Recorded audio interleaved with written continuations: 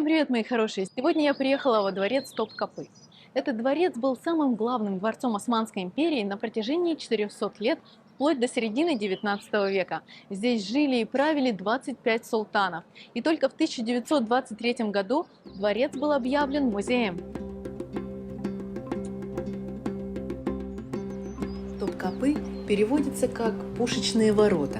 Каждый раз, когда султан покидал свою резиденцию, должен был раздаваться пушечный выстрел. Это главные ворота, ворота повелителя. Через них султан въезжал во дворец верхом. Это позволялось только ему и еще нескольким особо важным гостям. Около ворот располагается фонтан Ахмеда III в стиле османского рококо. Здесь для простых смертных разливали щербет.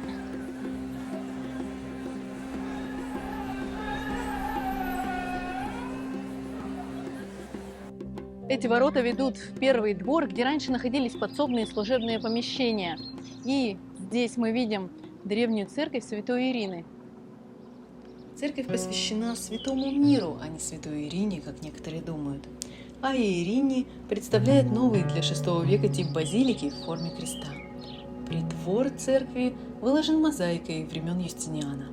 Церковь сильно пострадала от землетрясения в 740 году, после чего была большей частью перестроена. После завоевания Константинополя церковь не была переделана в мечеть, и значительных изменений в ее внешнем виде не происходило, благодаря чему до наших дней храм Святой Ирины является единственной церковью в городе, сохранившей свой первоначальный атриум. Я пришла в церковь Святой Ирины. Это самый старый храм византийских времен в Стамбуле и второй по величине после Айя София. Она была построена в 332 году, во времена Константина Великого, на месте античного храма. Пойдем смотреть?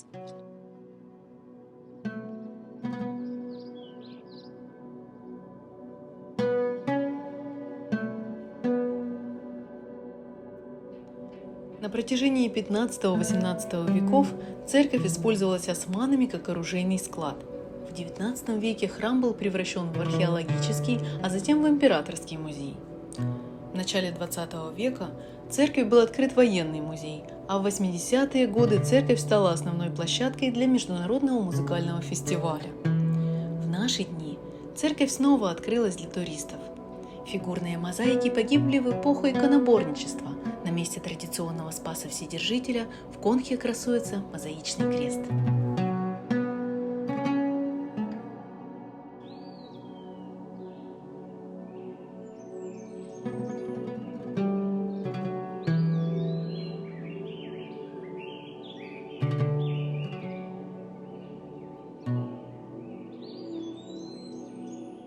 Это самый крупный двор, именуемый двором Янычар. Интересно, что только эта часть двора была открыта для посетителей. Здесь падишахом ожидали аудиенции высокопоставленные деятели и иностранные послы.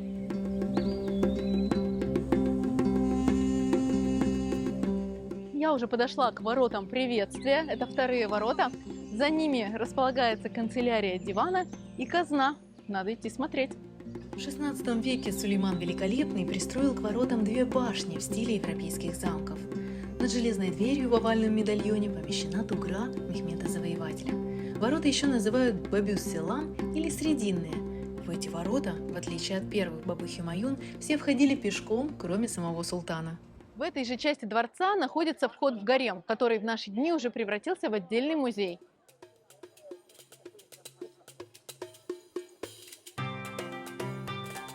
Второй двор расположен в красивом парке. Он является административным центром Османской империи, а также площадью, где проходили различные торжественные церемонии. Со всех сторон он окружен сводчатыми галереями. Ключевым элементом всего двора являются врата счастья или врата блаженства, олицетворяющие султана и ведущие в его часть дворца. С правой стороны двора располагаются дворцовые кухни. С левой стороны здание Государственного совета дивана и внешнее казначейство.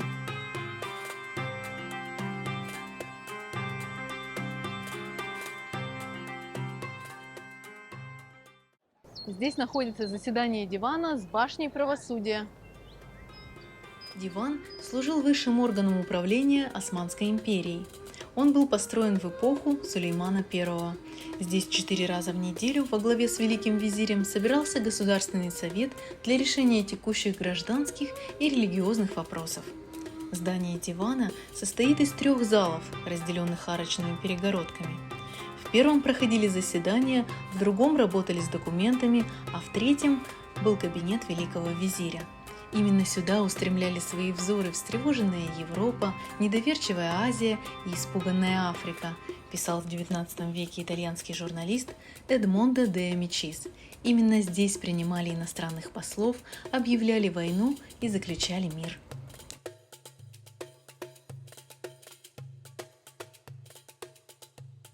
Султан следил за советом из башни, и если он был не согласен с решением, он закрывал окно, тем самым прерывая собрание и созывая к себе всех министров.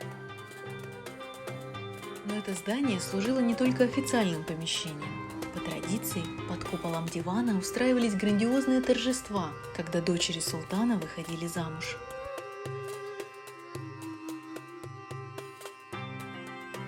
Рядом с диваном расположено казначейство.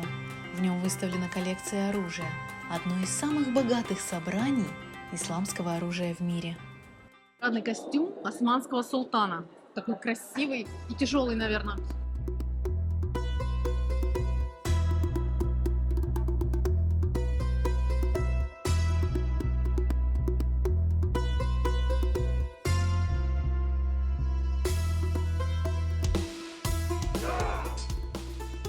Коллекция оружия и доспехов дворца состоит из предметов, изготовленных самими османами, из трофеев после иностранных завоеваний и подарков.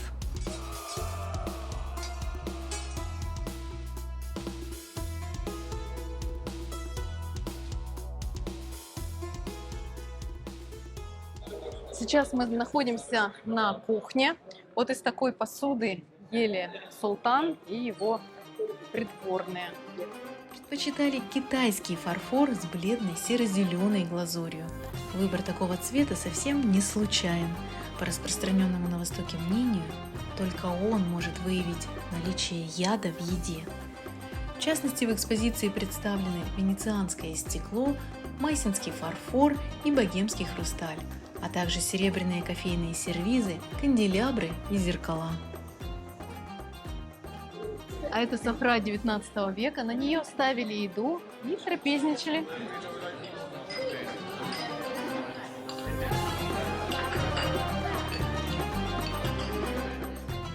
Ребята, здесь кухонная утварь, и посмотрите, какие мясорубки. Ну, в принципе, узнаваемые, но это тоже 19 век.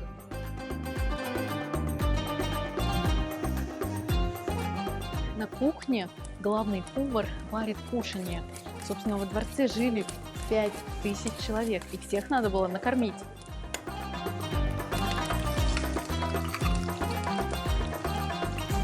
Девушки, а вам слабо в такой таре супчику сварить?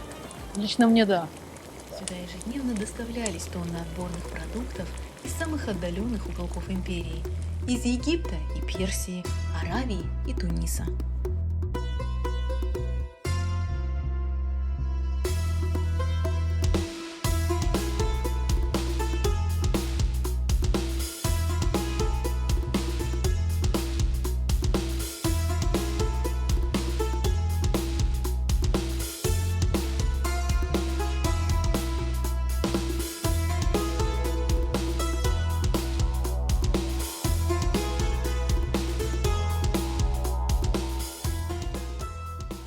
Второй двор в основном применялся как площадь для церемоний или встреч с государственными правителями.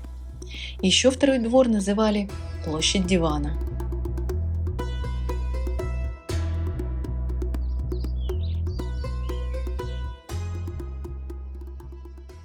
И проходим в третий двор через ворота счастья. Название на турецком языке – Бабус-Сааде. На верхней части переднего фасада ворот надпись «Во имя Бога милостивого и милосердного» и тугра султана Махмуда II, написанная его собственной рукой.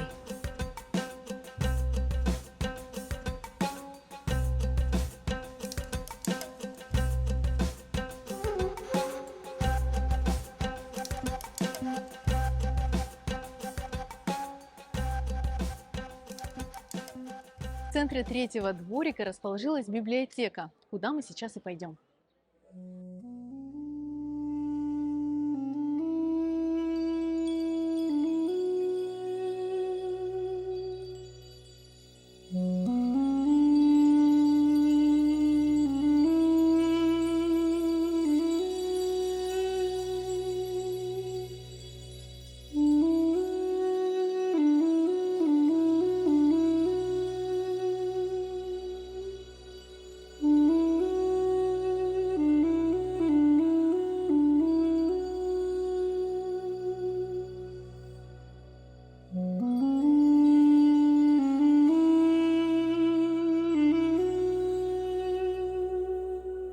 В третьем дворе располагался кафес, место, где жили потенциальные наследники престола, сокровищница, роскошный самшитовый сад, гарем и тронный зал.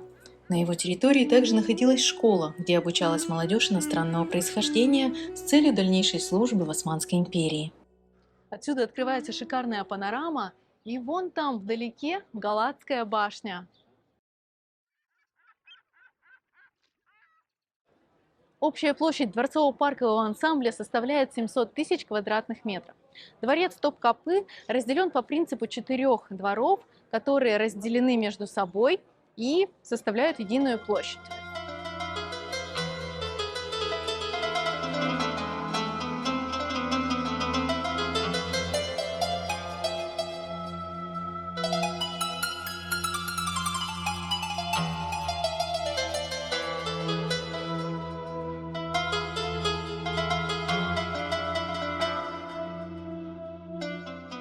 Сегодня музей посещают около 2 миллионов туристов в год, что делает его самой популярной достопримечательностью Стамбула. Музей можно посетить вот с такой картой. Это Museum Pass. Сюда входит 13 музеев. И стоимость на май 2022 года 550 лир.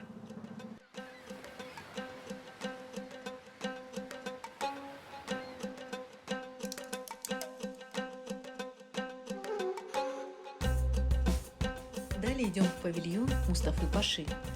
Он был построен при правлении султана Мехмеда IV в конце 17 века.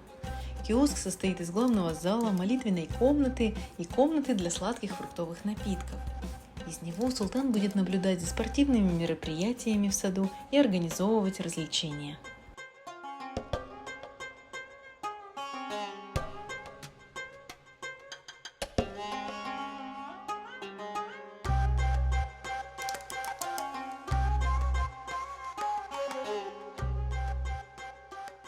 А сейчас мы заходим в самое секретное место, окутанное легендами и тайнами, куда без позволения султана не мог зайти никто, а слушавшихся без промедления ждала смертная казнь. Перед нами гарем. Именно здесь царствовали самые могущественные женщины Османской империи. В этом месте плелись самые кровавые интриги, разрушались судьбы юных девушек. Несмотря на это, каждая мечтала сюда попасть.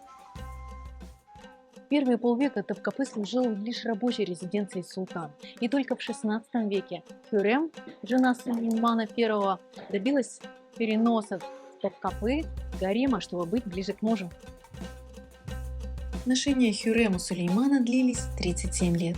Хюррем стала не только первой многодетной наложницей, но и также первой женщиной в Османской империи, которая открыто занималась государственными делами. Сулейман основную часть времени проводил в походах, и именно жена держала его в курсе событий, которые происходили во дворце.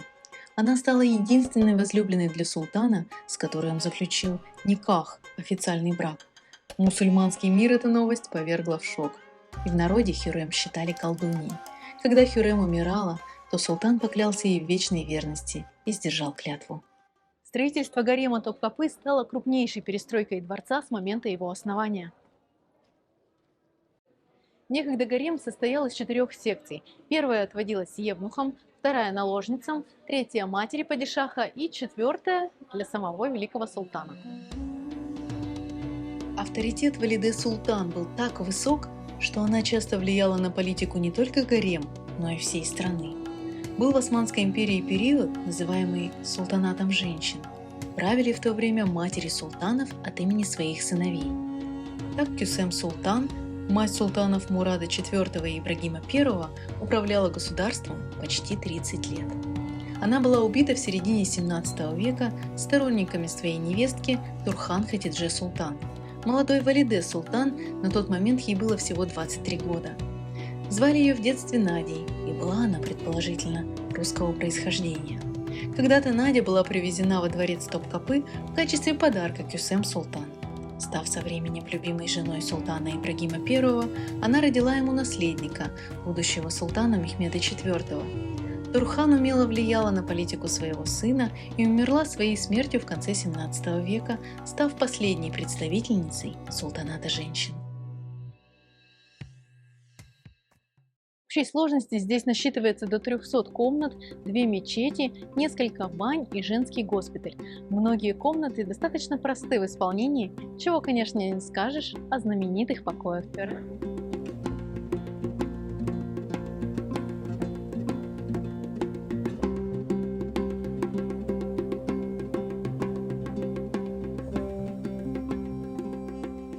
Перед нами покои знаменитой Валиде Султан, матери султана.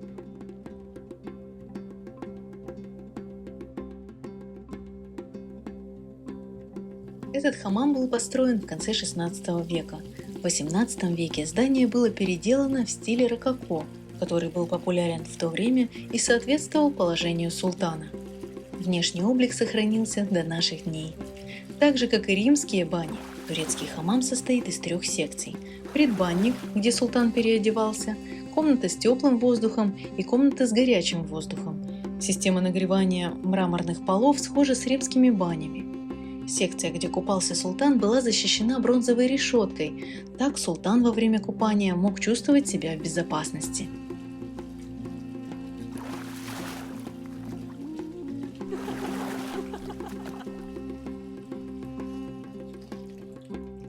Мы видим натуральный свет, попадающий в баню через толстые полусферические стеклянные светильники, известные как слоновьи глаза, вставленные в купола и своды. Дизайн характерен для бани, которая находилась в личном пользовании султана. В стены дворца были встроены родники и фонтаны, которые служили своеобразной защитой от прослушивания. Одним из красивейших помещений гарема по праву считается имперский зал, в котором располагался султан Османской империи в ожидании своих любимых наложниц. Девушка, побывавшая в покоях султана хотя бы раз, считалась привилегированной. Ведь кто-то, прожив всю жизнь в гареме, так ни разу и не проходил по золотому пути к повелителю.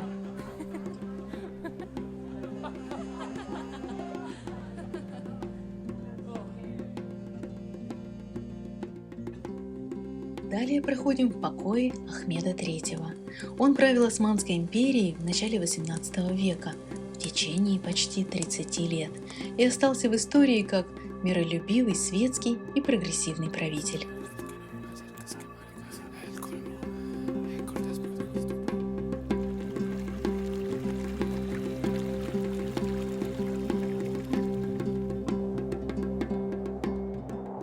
Лишь избранным любимицам султана дозволялось гулять по двору и наслаждаться прекрасным видом на Стамбул. Каждая обитательница гарема имела собственное ежемесячное пособие, размер которого зависел от ранга женщины. Самыми богатыми были женщины, родившие султану детей.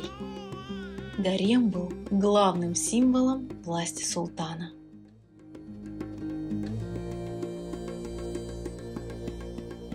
А я сейчас пойду по знаменитому золотому пути, по которому ходили наложницы к султану.